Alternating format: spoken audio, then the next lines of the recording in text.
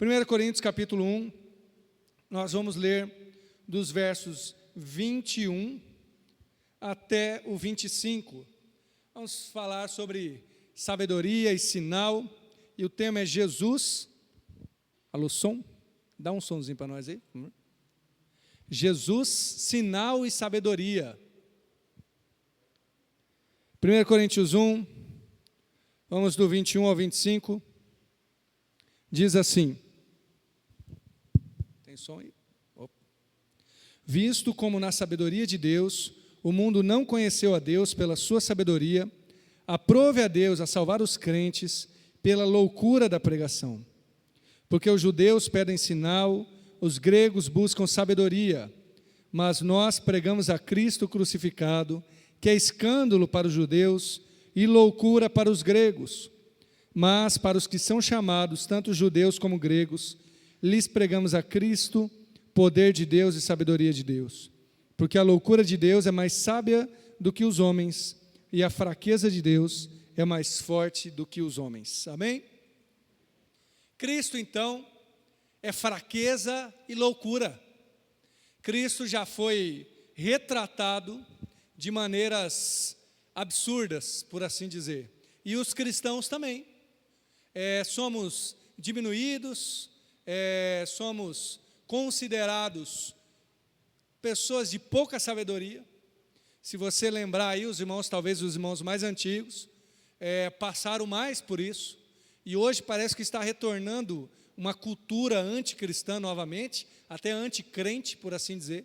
Mas o crente era o atrasado, pelo menos era considerado, né? Aquela pessoa atrasada, aquela pessoa que atrapalhava os outros. Me lembro de uma entrevista de uma mulher lá no Rio de Janeiro, muito famosa, dessas, como chama? Escola de samba do carnaval, sabe? Ela era uma das grandes líderes, foi entrevistada, e ela chorando as pitangas, como diz o ditado, porque tinha muitos jovens da favela que estavam virando evangélico, isso lá por começo dos anos 2000, os jovens estão virando evangélico, não estão querendo mais ir para o samba está morrendo, né? Bom, o problema não é o samba, né, irmãos? É o que se canta, é o que se faz, né? Não é o ritmo musical. Mas a questão é que, se você seguir a Cristo, você será visto e taxado como alguém de menos capacidade, como alguém que está desperdiçando a sua vida. E, de certa forma, as pessoas do mundo, pelo menos na sua visão, estão certas. Olha a provocação que Paulo faz. Ele diz, Cristo é chamado de loucura, é loucura mesmo. Cristo é chamado de fraqueza, né? Que os gregos, os judeus pedem sinal. Então, é fraqueza mesmo. Em que sentido, irmãos? Essa é a primeira parte, a primeira coisa a entendermos. Paulo, claro, está provocando, está usando esta diminuição de Jesus para provocar uma reação. De fato, o reino de Deus pensa de um modo diferente. Então, segundo os olhos deste mundo, e segundo alguém que anda pelo curso deste mundo, pelo espírito da potestade das trevas, realmente, aquele que serve a Deus está perdendo. Se você for olhar por essa perspectiva, e você que tem amigo, parente, conhecido, não crente, você sabe muito bem do que eu estou falando. Ele vai olhar para alguém que é crente e falar, rapaz, você está perdendo sua vida. Você não está fazendo nada que seja de felicidade. Essa é a provocação. E você terá que lidar com isso. Todo cristão terá que lidar com o seu coração a respeito de Cristo ser loucura e fraqueza. Por quê? Porque se você seguir Jesus, você terá que lutar contra o seu coração mau. Esta é uma verdade. E aí chegará um momento em que você dirá assim, será que está valendo a pena? Será que seguir Jesus está sendo bom mesmo? Porque você terá que lutar. Porque para se acostumar com o olhar do reino, você vai sofrer muito para parar de olhar conforme este mundo olha, conforme este mundo vê. Então, Cristo é loucura sim, Cristo é fraqueza sim, conforme os moldes deste mundo.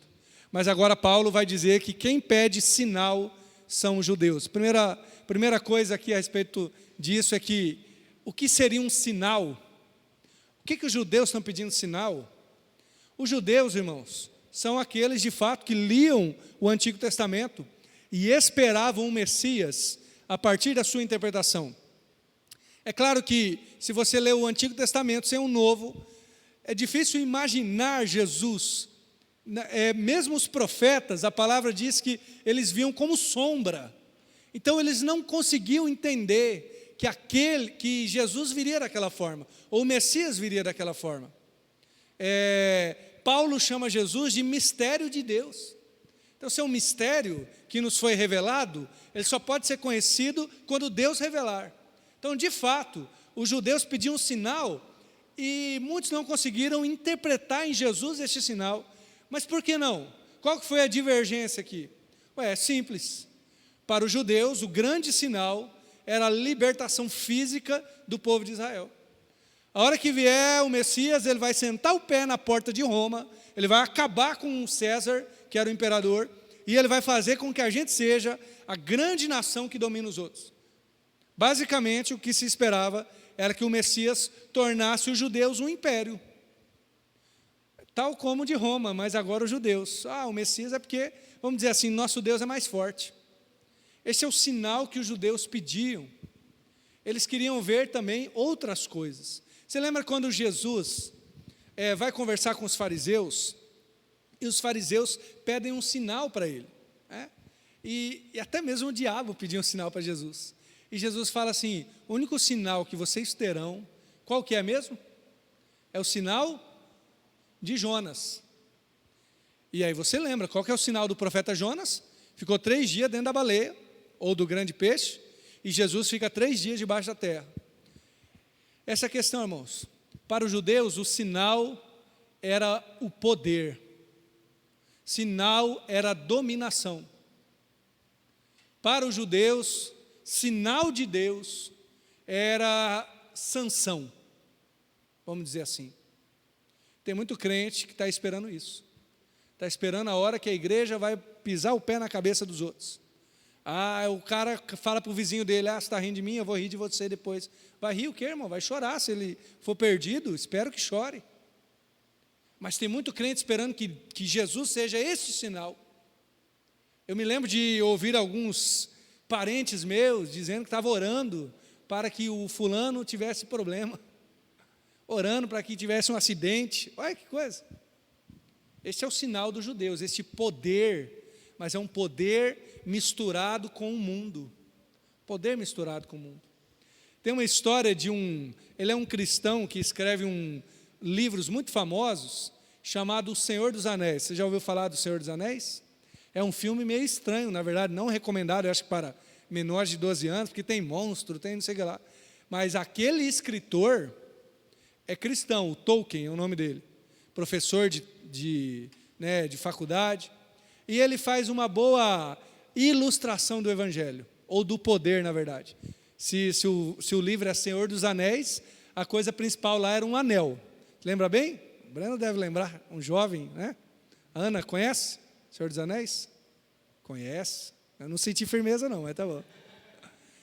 O que era um anel?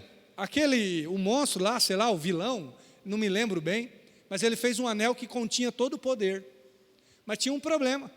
Se você usasse esse anel, você se corrompia. Ele está falando um pouco sobre pecado, né?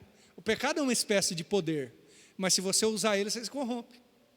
Eu terei poder se eu começar a xingar você. É um poder, mas eu vou me corromper. Você percebe? Olha só que interessante, fofoca é um tipo de poder. Por quê? Porque eu estou tendo a informação sobre você que ninguém tem. Sabe o que aconteceu lá na casa do irmão, da irmã? Olha que poder de informação. Mas estou me corrompendo. Irmãos, por que eu usei esse exemplo do livro lá, Senhor dos Anéis, filme? Porque o poder que os judeus pediam através desse sinal era um poder corrompido. Eles queriam poder que lhes desse mais capacidade de pecar. E para isso, Jesus é a fraqueza. Para esse tipo de poder, Jesus não tem comprometimento nenhum. Você pode orar o quanto você quiser para que o outro seja destruído. Não vai acontecer. Pela graça de Deus, eu espero, né? Mas, quando nós entendemos que a fraqueza de Deus é mais forte do que os homens, Deus está invertendo a polaridade aqui. E aí eu uso o apóstolo Paulo novamente, mas em outro texto, lá em 2 Coríntios 12, quando ele, vamos dizer assim, quando ele relata, quando ele descobre isso, que o reino de Deus é de um poder diferente, ou o sinal de Jesus não é o sinal de dominação, não é o sinal de pecado, mas é um sinal de dependência de Deus. O apóstolo Paulo fala que ele foi até o terceiro céu. Conheço um homem que no corpo, fora do corpo, não sei, esse mesmo, né? Sei que há 14 anos ele vai dizer, este homem foi arrebatado até o terceiro céu. Ele vai dizer de novo, se no corpo ou fora do corpo, eu não sei. E ele está tentando, o apóstolo Paulo está tentando não dizer que é ele, né? Mas ele vai dizer, eu não sei se é o verso 5 em diante, ele vai dizer assim, mas para que eu não me gloriasse, esse é o 5 falando ainda em terceira pessoa, né? Para que eu não me gloriasse por causa das excelências da revelação, foi-me dado um espinho na carne. De quem que Paulo está falando? Dele mesmo. Ele foi até o terceiro céu, para que ele não se gloriasse, veio um espinho na carne, acerca do qual roguei ao Senhor 3 vezes, que o retirasse de mim. E Deus respondeu para ele o seguinte, a minha graça te basta. E aqui está o sinal de Deus, porque o meu poder se aperfeiçoa na fraqueza. Jesus é o grande sinal de poder de Deus, como? Na fraqueza, na dependência do Senhor. Todas as vezes que você se levantar e falar assim, agora deixa comigo, você começou a cair. Você começou a não entender o poder de Deus, porque o poder dos homens luta contra o poder de Deus. O sinal de Jesus, sabe qual foi? Ir lá e morrer. Esse é o sinal de Jesus. Isso é fraqueza. Mas na cruz, irmãos, alguns cristãos interpretaram que a cruz Jesus estava perdendo. Mas em nenhum lugar da Bíblia relata a cruz como derrota de Jesus. Não.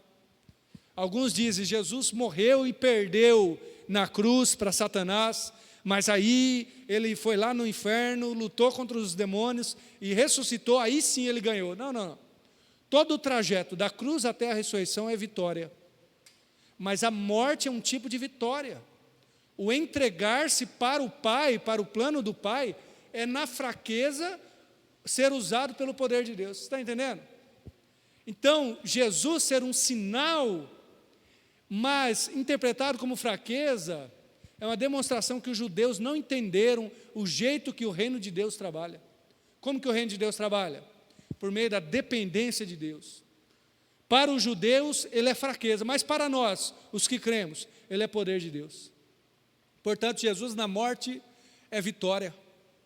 Aquela cruz acabou com toda, vamos dizer assim, esperança das potestades. Na cruz, Cristo pegou a cédula que era contra nós, nas suas escrituras, Colossenses 2,14, e colocou na cruz, despojando principados e potestades.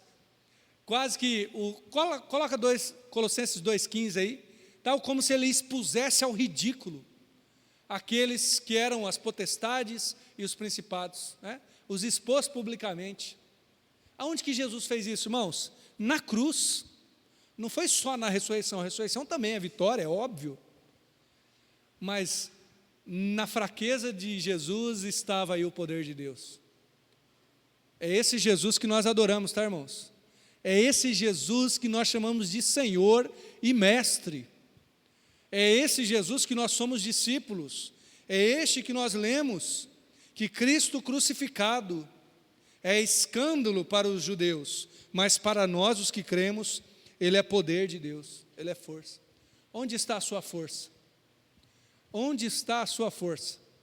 Se a sua força está no seu braço, se a sua força está na sua capacidade, se a sua força está no seu orgulho, no seu dinheiro, nos seus bens, na sua fama, enfim, esta força é fraca e ela não é conforme o Evangelho. Agora, se a sua força está em Jesus, se a tua dependência é do poder de Deus, aí sim a força. Paulo, lá em 2 Coríntios 12, fala assim, então eu me gloriarei nas minhas fraquezas, porque nelas é que opera a força de Deus. Jesus é um sinal de que Deus não está nem aí para o poder dos poderosos. Ele inverte tudo, e na derrota de Jesus estava a vitória. Como que eu consigo encontrar essa força? Bom, alguém já disse que no Evangelho o caminho para cima é o caminho para baixo, né? Ou seja, para que eu encontre a força de Jesus, eu vivencio a humilhação, eu vivencio a humildade, a cara no pó, o prostrar-se, o entregar ao Senhor. Você fala, mas tudo isso é fraqueza, é verdade. Para que em nós opere o poder de Deus, a gente se rende em fraqueza. Então, talvez possamos fazer igual Jesus. Lembra de 1 Pedro? Estou pregando lá, final do capítulo 1 fala que quando ele era injuriado, ele não injuriava. Quando ele era perseguido ou xingado, ele não ameaçava, mas entregava tudo ao justo juiz. Aí consiste o poder de Deus, em Jesus depender do Pai, e aí consiste o seu poder. Teve uma das séries de mensagens que eu fiz aqui, foi no domingo pela manhã, baseado em um livro de um autor chamado Tozer, que era os 5 votos para obter poder espiritual. Confesso que esses livros, quando tem esses nomes assim mirabolantes, eu já me espanto. Mas eu comecei a ler e achei fantástico, é só um nome assim, mais chamativo. E um dos votos, irmãos, é o voto de não se defender. Claro, aqui não consiste em não defender o Evangelho, né? Se alguém está pregando heresia é outra coisa, mas não se defender. Ah, sabia que fulano falou isso de você? Amém, Deus abençoe fulano. Olha, fulano está fazendo isso contra você, eu vou orar por ele. E o Tozer, um grande homem de Deus, vai dizer, nisso consiste um dos grandes capacidade de poder espiritual. Por quê? Você não está se defendendo, você está fazendo igual Jesus, entregando ao justo juiz. Jesus é sinal de poder de Deus. Como? Na entrega dele. E você? E eu, né? Estamos vivendo o poder de Deus? A segunda parte, gente, que Cristo, Ele é sabedoria de Deus. Mas, se os judeus que têm toda a história do Antigo Testamento, das revelações, eles estavam esperando Deus que viesse como enxurrada para cima de todo mundo, e o que os gregos esperavam? Sabe quem são os gregos? Os criadores da filosofia. Olha aí, filosofia é muito bom, irmãos, né? Sou professor de filosofia. É muito chato, muito difícil, mas é bacana.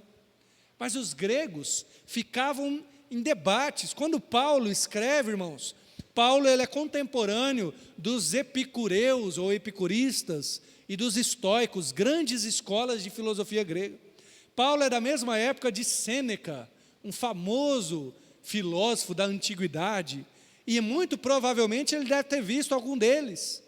Se não viu, com certeza ele leu ou ouviu os argumentos. Ele sabia do que se tratava a sabedoria dos gregos. E é interessante, é claro que são muitas coisas a se pensar sobre sabedoria dos gregos, mas tem um detalhe aqui que nós ainda temos, tá? Ou o mundo. O termo filosofia, ele consiste em 2 palavras. Filo é amigo ou amor. E Sofia, o que significa Sofia? Sabedoria. Está lá a Sofia, muito sábia, né? Muito inteligente. Zofia ou Sofia é um tipo específico de sabedoria. Porque eles tinham uma outra palavra que seria, que é a froneses, nós temos essa na Bíblia também, que é a inteligência para fazer coisas. Então, uma palavra era da sabedoria técnica. Por exemplo, vamos dizer assim, usando esses termos, é como se fulano sabe consertar alguma coisa, sabe consertar lá um carro. Opa, você tem muita inteligência. Essa era a palavra que eles usavam. Mas o fulano pensa muito sobre a origem da vida, sobre de onde nós viemos, então isso é sabedoria. Essa é a ideia aqui. Os gregos procuravam saber de onde nós viemos, é esse tipo de conhecimento que eles queriam. Eles queriam decifrar o mundo. De onde que a gente veio, para onde que a gente vai, por que nós estamos aqui, o que traz felicidade. Não era só uma sabedoria comum, de fazer um banco, por exemplo, de, sei lá, né, coisas manuais, não. E esses gregos, quando olhavam para Jesus, diziam assim, isso é uma loucura. Muitos gregos, muitos homens inteligentes, taxaram Jesus e os cristãos de seita, de gente que é mais do que loucura, gente que está delirando. Esse povo está doido. Talvez você já ouviu aí algumas seitas. Teve uma seita uma época atrás, pouco tempo atrás, na verdade nem sei se é seita, o que aconteceu, lá na África, que as pessoas começaram a jejuaram mais de 40, 50 dias, né? Algumas pessoas até morreram porque chegaram ao estágio de inanição, um jejum assim, porque eles acreditavam que Jesus ia voltar. Se eles jejuassem, Jesus ia voltar.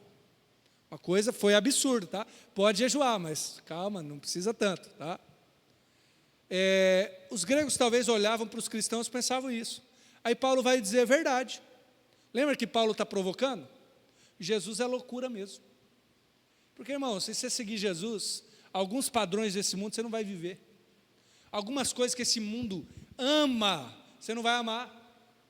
Irmãos, aquele que está servindo Jesus, ele amar, vamos dizer assim, a ser reconhecido por todos, não cabe mais. Ele desejar, ele dizer assim: eu só vou ser feliz quando eu tiver tudo que eu quero, não cabe mais. Mas para este mundo isso é loucura, percebe? Mas para nós que somos salvos, Cristo é poder de Deus e sabedoria de Deus. Em Cristo Jesus, nós descobrimos aquilo que eles estavam procurando. O porquê que nós estamos aqui, qual o nosso propósito de vida, por que nós fomos criados, de onde nós viemos, para onde nós vamos. Em Cristo Jesus nós temos uma resposta. O nosso modo de enxergar o mundo é um modo saudável, bom. E parece até uma coisa simples, irmãos, mas você já viu aquela história do navio, que ele está andando, ele é um navio muito grande. Se você mudar o leme um pouquinho, ninguém vai perceber no começo, mas depois de vários quilômetros, o navio que virou está em outra direção, e aquele está em outra, o que seguiu reto. Se você coloca a sua vida interpretando Jesus e a palavra dele como sabedoria, e eu digo sabedoria aqui para a vida mesmo, porque eu conheci irmãos semi-analfabetos que só sabiam ler a Bíblia, e que eram gente com uma grande sabedoria, porque conheciam só a palavra mesmo. Se você coloca aquele navio assim, vai dar muita diferença. Gente que não conhece o Evangelho, está se perguntando por que existe, por que está aqui. Esse mundo que não conhece o Evangelho está cada vez mais desejoso de enriquecer, de ser famoso. Eu tenho batido na tecla, né? Que esse mundo que não conhece o Evangelho, as pessoas não sabem mais nem quem elas são. Nem quem elas são. Eu vou dar um exemplo, eu acho que esse exemplo até é extremo, tá? Mas eu acho que foi na Alemanha, teve aí um encontro das pessoas que acham que eles são um cachorro. Você ouviu essa história aí? Hã? Ninguém foi não, né? Não. Eu ia levar o meu cachorro, mas era muito longe. Gente que se acha um cachorro, irmãos. É claro que não é todo mundo, qualquer pessoa do mundo vai falar: não, mas é um grupo específico. Foi um exemplo extremo mesmo. Mas qual que é a ideia aqui, irmãos? É que quando a gente entende que Cristo é sabedoria de Deus, é sabedoria para eu entender de onde eu vim, para onde eu vou, Cristo começa a guiar a minha vida. As minhas decisões, o quem eu sou, a minha identidade, o que eu faço é guiado por Jesus. E essa sabedoria de Deus está acessível a nós. Clame, ore, busque a Deus, leia a palavra dEle, e as decisões que você vai tomar vão ser pautadas por Ele. Portanto, Jesus é sabedoria de Deus. Vai parecer loucura a este mundo, mas não é loucura. Eu estava lendo, na verdade, um artigo de uma revista evangélica, de um pastor, que hoje ele tem lá mais de 60 anos, talvez 70, e ele conta que na década de 80, quando os filhos dele eram pequenos, começou a vir uma moda da psicologia, de um jeito de criar o filho. E basicamente o jeito era, você nunca podia dizer não para o filho. Talvez você que foi mais antigo pegou essa moda aí e ouviu falar dela. E se você falasse não para o seu filho, você ia traumatizá-lo, né? Não estou falando, né, espancar, não, só falar não mesmo. E várias pessoas, esse pastor tinha contato com muita gente estudada, né? Várias pessoas vieram falar para ele: olha, isso aí, ó, Os estudos mais modernos demonstram isso. E ele foi na palavra de Deus e viu que precisava corrigir e tudo mais. E ele escreveu esse artigo 30 anos depois. Ele diz, esse movimento da psicologia já até passou. Foi comprovado que não dá certo. Agora imagine eu se eu tivesse criado os meus filhos por causa daquele vento de pensamento. Né? Irmãos, nada contra a psicologia, tá? Tem muita coisa boa. Mas eu uso isso como um bom exemplo da sabedoria de Deus. Sabe o que ele fez? Ele pegou a sabedoria deste mundo, comparou com a palavra. Se tem algo que a gente aproveita, a gente leva. Se é contra o evangelho, a gente não aproveita. E que bênção que ele fez isso. Né? Que ele guiou a criação de filhos dele deste modo, pela palavra de Deus. E é assim com cada detalhe da nossa vida. Onde você vai passar seu tempo, o que você vai fazer. Cristo é sabedoria de Deus. E você, está experimentando o poder de Deus e a sabedoria de Deus? Ou você está vivendo no poder deste mundo e na sabedoria deste mundo? Faça aí um diagnóstico, né? Uma análise pessoal. Como você tem gasto o seu tempo? Quais são os seus sonhos, seus anseios? Cristo é sinal e sabedoria. Cristo é poder de Deus e sabedoria de Deus para guiar a sua vida e para te capacitar a viver neste mundo de maneira sábia, de maneira firme, na presença dEle. Eu quero orar com você e quero convidá-lo a colocar a sua vida na presença de Jesus, tá bom? Suas decisões, aquilo que você tem feito, que sejam guiados pelo Senhor. Obrigado, Deus, por esse tempo, obrigado por tudo que o Senhor tem feito a nós. Pedimos que o Senhor nos abençoe. Sabemos que Cristo é sinal do poder de Deus, mesmo na fraqueza, aliás, especialmente na fraqueza.